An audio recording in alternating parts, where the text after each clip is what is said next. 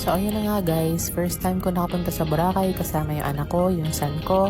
And in this video, mag-share ako ng mga tips na mga natutunan ko pagpunta doon. So pag pupunta kayo ng Boracay, kailangan nyo mag-book ng airport transfer. Ang binook namin is Southwest Tours, galing sa airport papunta sa port, and then from the port papunta sa island.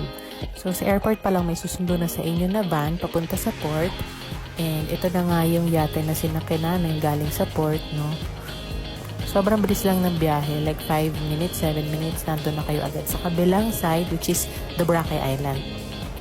And from there, meron na namang van na susundo sa inyo at maghahatid sa hotel nyo, which is yung Southwest Tours din. And isa-isa kayong ito-drop off kasi syempre maraming nag-book, sabay-sabay kayong nasa van.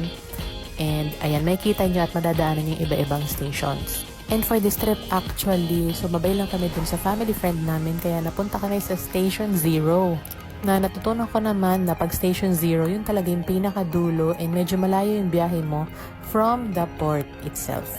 Ngayon kung tatanungin nyo ako at babalik ako sa Boracay, ang i-recommend ko talaga ay Station 2 or sa D-Mall kasi yun talaga yung central at dun din naman kami pumupunta everyday nang napunta kami sa Boracay kasi nandun nga yung mga tao, yung mga bars, yung mga magagandang tindahan, nandun lahat. So, ayun na nga guys, sa taas ang Station 0. Doon kami nagstay sa Alta Vista Hotel. So, meron pa ako mga i-share na tips, kaya wait for part 2.